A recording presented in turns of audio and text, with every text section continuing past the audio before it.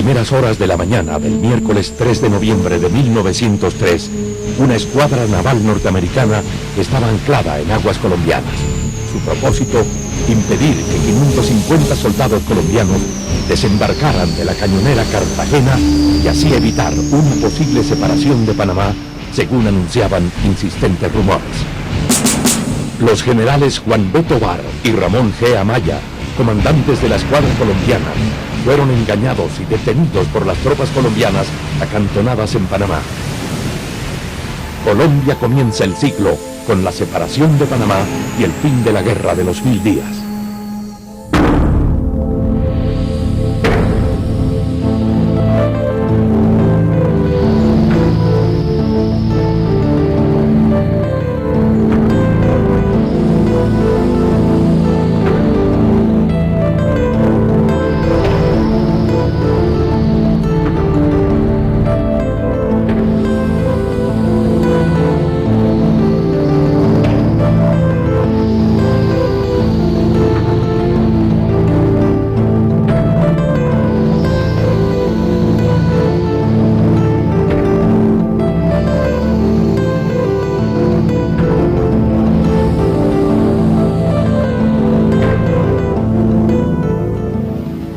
Panamá, separada física y mentalmente de la lejana Bogotá, tuvo el acecho permanente de los Estados Unidos, que tenían sobrados intereses estratégicos y económicos y comenzaban a disputar la supremacía mundial a Francia e Inglaterra. Desde la época de Carlos Martínez Silva, embajador de Colombia en Estados Unidos, se advirtió al gobierno colombiano que había movimientos para llevarse Estados Unidos a Panamá. Lo vuelve a manifestar José Vicente Concha, lo escribe otra vez Tomás Herrán.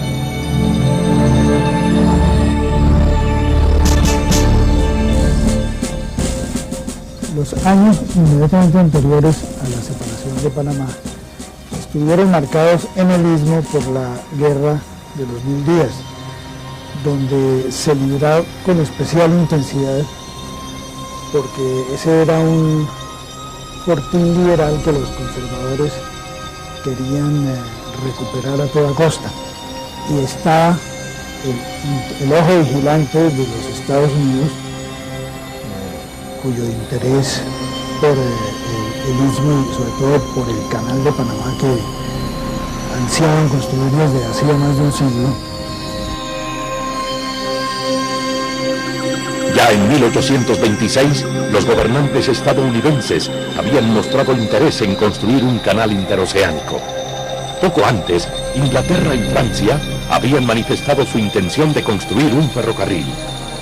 20 años más tarde, el presidente colombiano, Tomás Cipriano de Mosquera, abrió los puertos panameños a navíos, ciudadanos y mercaderías estadounidenses, a cambio de la protección norteamericana del Istmo contra los intereses colonialistas, en especial de Inglaterra. La invasión a California, donde se descubrieron grandes yacimientos de oro en 1848, dio lugar a una increíble avalancha de aventureros de todo el mundo que en procura de riqueza se dirigían hacia el quimérico lugar. Las rutas para llegar a California eran variadísimas. Por tierra, en diligencias que cruzaban los Estados Unidos bajo el temor de ser asaltadas. Por mar, dando la vuelta por el sur del continente. Algo más seguro, pero demasiado largo, ya que representaba un total de 15.000 millas y tomaba más de 6 meses realizarlo. Quedaba entonces la otra alternativa, aventurarse a cruzar el Istmo de Panamá con su clima inhóspito y la siempre terrible amenaza de la fiebre amarilla y la malaria.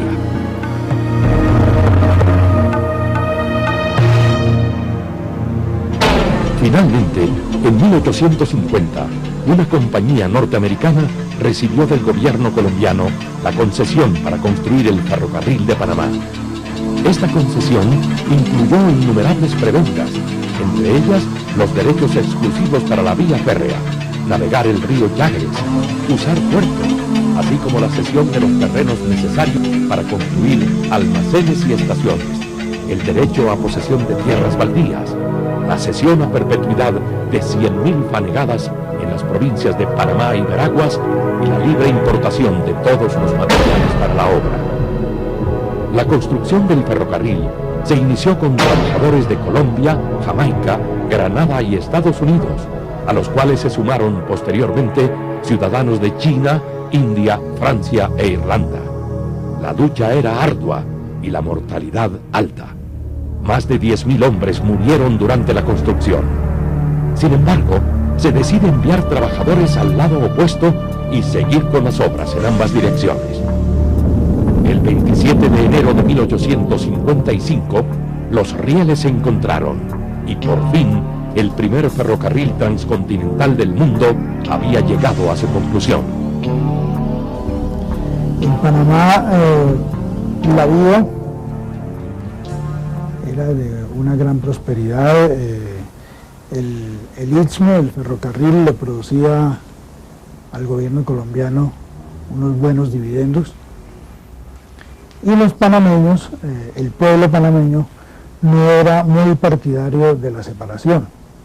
Esta fue una idea que se alimentó en la clase dirigente panameña, que fue trabajada por los intereses de los Estados Unidos, por senadores como el famoso magnate Pierre Paul Morgan, que empezaron la campaña para obligar a Colombia a firmar un tratado que fuera enteramente favorable a los Estados Unidos o en último caso propiciar la separación del Istmo. Construido el ferrocarril de Panamá y descubierto el oro de California en plena bonanza, las autoridades de la Nueva Granada, hoy Colombia, vieron pasar por su territorio en ese entonces un verdadero enjambre de aventureros y forajidos sedientos de riqueza, miserables en el viaje hacia el oeste, pero bien recompensados a su regreso. Desde un comienzo, la cantidad de viajeros superó la capacidad de la vía, así que la compañía impuso tarifas exageradas para convertir el ferrocarril de Panamá en el más rentable del mundo. Para esta época, no podía ser más turbulenta la situación en el Istmo, lo que dio pie al ingreso de soldados estadounidenses para proteger su ferrocarril y sus ciudadanos. Cuando en 1869 Fernando de Lesseps terminó la construcción del Canal de Suez, creció el interés por construir el Canal de Panamá. Con la fama de Fernando de Lesseps como constructor, se funda la Compagnie Universelle du Canal Interoceanique de Panamá, la cual en su primera emisión de bonos recaudó 300 millones de francos. El prestigio de Lesseps era la causa de este entusiasmo, pero al gobierno estadounidense no le gustaba la idea de un canal francés, como tampoco a la prensa norteamericana, que acuñó el lema «Hay que detener a de Lesseps». Como si obedecieran instrucciones del norte, las lluvias tropicales, las crecidas del río Chagres y el paludismo causaron la muerte de gran cantidad de obreros traídos de todo el mundo. Corría la noticia de que los trabajadores morían como moscas. Pronto se agotó el presupuesto. Los inversionistas empezaron a pensar que algo raro sucedía en Panamá. Sin embargo, los franceses seguían comprando los bonos por puro nacionalismo. Sobornos de políticos, mala prensa y el alto número de muertos llegaron casi a paralizar los trabajos. La compañía principió a fracasar. Fue un verdadero escándalo, es lo que se llama Le Petit Panamá. Principiaron a detener mucha gente en Francia porque hubo mucha utilización irregular del dinero que era para la construcción. Fueron a dar a la cárcel varios periodistas, fueron a dar a la cárcel varios ministros, y a Lesseps, por respeto y por su edad, le dieron la casa por cárcel. Eso fue un escándalo grande, internacional, sumamente grande. Colombia no le interesó, seguía negociando con la compañía. En 1888, la empresa francesa obtuvo 720 millones de francos por la venta de bonos. Ante esto, los enemigos de la empresa constructora hicieron circular la noticia de que Fernando de Lesseps había muerto, y aunque el mismo de Lesseps desmintió la noticia, la gente no quiso comprar los bonos y la empresa del canal quebró. Luego estallaría el escándalo de los sobornos y Fernando de Lesseps sería condenado a prisión. Víctima de la demencia senil, no se dio cuenta de nada. A finales del siglo XIX es creada la nueva compañía del canal. Su objeto, vender la brecha abierta y la maquinaria que el trópico había convertido en chatarra. Pero pasó algo más grave. Dentro de ese proceso viene la reforma constitucional de 1886. Panamá era un estado soberano, como era un estado soberano en Antioquia, como era un estado soberano en Magdalena, como era un estado soberano en el Cauca Grande, como era un estado soberano en los Santanderes, etc. Eran 9 estados en el país y uno de esos estados era Panamá. En cambio, en la reforma constitucional de 1886 hay un artículo que dice don José María Samper que es una afrenta a cualquier país. Eliminan el estado soberano y lo vuelven, el estado dependerá de una oficina en la presidencia de la República y le quitan toda categoría a Panamá. Ello revivió los intereses segregacionistas y el enfrentamiento civil entre conservadores y liberales. La llamada Guerra de los 1000 días, que dejó 100.000 muertos, fue la culminación de 21 guerras civiles que ocurrieron entre 1830 y 1903. Los directivos de la nueva compañía del canal, aprovechando estos vientos de guerra, obtuvieron una prórroga de 10 años más en la concesión hasta 1910. El enfrentamiento entre el presidente Manuel Antonio San Clemente y el vicepresidente José Manuel Marroquín propició un golpe de Estado y la prórroga de la Guerra de los 1000 días. Panamá fue uno de los escenarios más sangrientos, como también el último reducto liberal. El gobierno de Marroquín celebró un pacto secreto con Estados Unidos, mediante el cual se comprometía a aprobar el Tratado del Canal. Obedeciendo a los intereses de los inversionistas en Panamá, el Congreso de Estados Unidos aprobó la construcción del Canal de Panamá. Así, el 20 de septiembre de 1901, el presidente colombiano, José Manuel Marroquín, le pidió a su embajador en los Estados Unidos solicitar a ese país el envío de tropas a Panamá para proteger el ferrocarril. Pero ya los marines estaban en el istmo. La guerra continuó por 2 años más, al cabo de los cuales ninguno de los dos bandos podía declararse vencedor, pero ambos estaban agotados. El general Benjamín Herrera y el general Rafael Uribe decidieron que no podía continuar esa mortandad en que estaban sumidos y que era necesario hacer la paz. Los Estados Unidos habían colocado en Panamá su flota de guerra, para intervenir en caso de que vieran que había peligro de que el istmo se perdiera o perdieran ellos el control sobre el istmo. Y en esas condiciones el almirante O'Casey ofreció el vapor Wisconsin para que, como terreno neutral, para que se firmara el Tratado Definitivo de Paz. Pero el ofrecimiento del vapor obedeció no tanto al interés de los Estados Unidos de que se pusiera final a la guerra, sino de sentar sus reales en Panamá. Por ese entonces, el presidente Marroquín comenzó a regatear la indemnización por la franja del canal, por lo cual el presidente estadounidense Theodore Roosevelt se declaró extorsionado. Sin embargo, aumentó la oferta y el 23 de enero de 1903, Colombia firmó el tratado para la construcción de un canal interoceánico. En Colombia se armó una discusión sobre la soberanía en la zona del canal, lo que puso frenético al presidente Roosevelt. El embajador norteamericano en Colombia, Arturo Beaupré, envió un mensaje intimidatorio a la Cancillería colombiana en el cual amenazaba: nuestro Congreso podría dar pasos que todo amigo de Colombia sentiría con pena si no es aprobado el tratado en el legislativo colombiano. Para completar, el presidente marroquín envió al Senado el tratado sin firmarlo. Teodoro Roosevelt estalló en cólera y ordenó al embajador transmitir su ira. Esas despreciables criaturas de Bogotá deben entender de qué modo están comprometiendo su porvenir. Sin embargo, el tratado fue rechazado por el Senado el 10 de agosto de 1903, con la única ausencia del senador por Panamá, José Domingo de Ovaldía. José de Ovaldía estaba aquí de senador, era senador de Panamá aquí en el Congreso colombiano, y pronunció un discurso diciendo: si hay un movimiento de separación de Panamá de Colombia, yo lo dirigiría, yo me uniría a ese movimiento. A los 3 días de haber pronunciado ese discurso, lo nombran gobernador de Panamá. Por favor, ¿cómo se explica eso en un gobierno?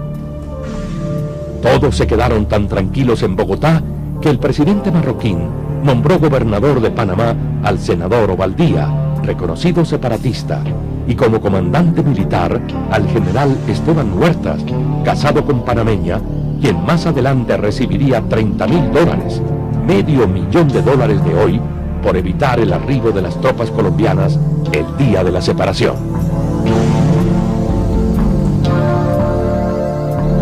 Motivado por la negativa del Congreso colombiano y aconsejado por el francés Philippe Pinot Varilla, antiguo representante de la compañía francesa en la construcción del canal, y supuesto aliado de Colombia, el presidente Roosevelt, con el apoyo de los abogados de la nueva compañía del canal, promovió un levantamiento en Panamá con el fin de separarla de Colombia. Es entonces cuando Manuel Amador Guerrero, ciudadano colombiano, comenzó a formar la Junta de Gobierno que habría de tomar las riendas del poder en Panamá.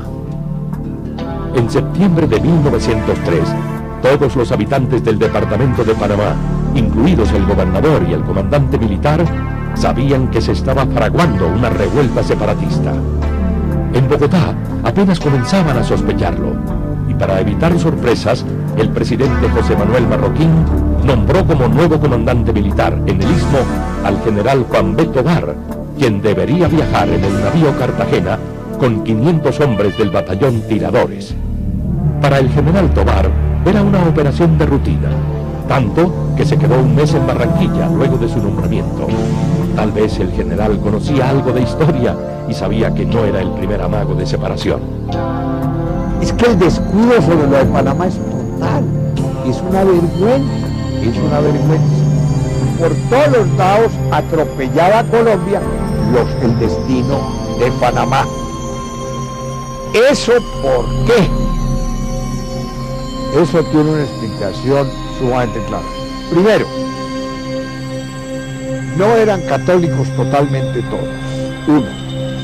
Y el catolicismo aquí era religión obligatoria y el clero tenía una gran influencia sobre el gobierno, sobre las determinaciones administrativas y sobre las determinaciones políticas. Dos, el 85% era liberal de la población panameña. Entonces no le interesaba a la regeneración un departamento tan importante con una votación tan numerosa que tuviera un gran desarrollo. Finalmente, el 3 de noviembre llegaron a Colón, por una parte el acorazado Nashville de la Marina de Estados Unidos y por la otra el Cartagena de la Marina colombiana, a bordo del cual venían los generales Tovar y Amaya a cargo del batallón Tiradores. La situación se tornó sumamente grave, pues si el batallón Tiradores alcanzaba a la ciudad de Panamá, el movimiento separatista se frustraría, de manera que el superintendente de la compañía del ferrocarril, J.R. Sheller, al tanto de lo que acontecía, ideó un plan muy hábil. Le hizo saber a los generales colombianos que no disponía de suficientes vagones para transportar a todos los efectivos, pero les propuso conducirlos a ellos de inmediato a la capital, con la promesa de que más tarde, ese mismo día, trasladaría el grueso de la tropa. Así logró retener en Colón al batallón Tiradores, aislándolo de sus jefes. Una vez en Panamá, fueron tomados prisioneros por el general colombiano Esteban Huertas, comandante del batallón Colombia. Todos habían sido sobornados. Sin pérdida de tiempo, esa misma noche, el Consejo Municipal de la ciudad de Panamá se reunió y proclamó su adhesión a la causa separatista, al tiempo que convocó un cabildo abierto para el día siguiente. El día 4 se declaró solemnemente la separación de Panamá de Colombia y se encomendó la gestión de gobierno a una junta provisional integrada por José Agustín Arango, Federico Boyd y Tomás Arias.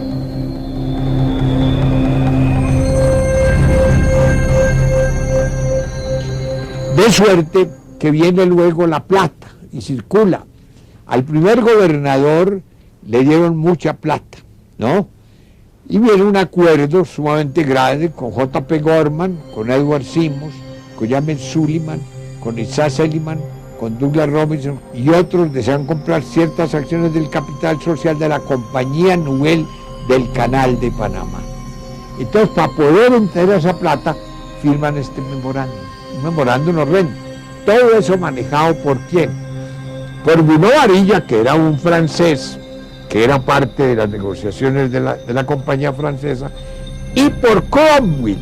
Cromwell era un abogado muy importante, tenía mucha conexión con el Departamento de Estado, había sido abogado de Colombia, abogado de la embajada, era el abogado de la embajada, y era el que estaba haciendo toda la trama para quedarse Estados Unidos con Panamá, y era el que hacía los enlaces con los panameños. Entonces se firma este documento en el cual dice, vamos a comprar acciones, y principian a entregarle acciones a todo mundo. En esa primera operación se gastaron un poco más de 10 millones de dólares, que en esa época era una cosa monstruosa. Y luego, en el memorándum, todos estos del memorándum aparecen. Mr. Jung recibe $385,000. El señor Greffis, que es Amador, esa era la plata para Amador, que fue el primer gobernador de Panamá, le dan $750,000 por primera vez. Al señor Cromwell, el abogado, que ha sido abogado del consulado de la embajada nuestra, le dan $1.333.333. Al señor Gil, $170,000. A Pilkins, $233,000 y a Santander, $200,000. Entretanto, en la ciudad de Colón, el movimiento atravesaba serias dificultades. El coronel Eliseo Torres, encargado del batallón Tiradores, amenazó con incendiar la ciudad y ejecutar a todos los estadounidenses si no se ponía en libertad a los generales Tovar y Amaya. Sin embargo, al día siguiente, el coronel Torres aceptó un soborno y zarpó rumbo a Cartagena. De esta manera, se selló la separación de Panamá. J.P. Morgan, conocido banquero y especulador bursátil, procedió a utilizar la prórroga concedida por Colombia a la compañía francesa y compró las acciones de esta por la suma de $3,5 millones, para revenderla luego al gobierno norteamericano por $40 millones. El 6 de noviembre de 1903, Estados Unidos reconoció a la nueva república, cuando su cónsul en Panamá fue autorizado para establecer relaciones diplomáticas con el nuevo gobierno. 3 días más tarde, Francia se sumó a este reconocimiento.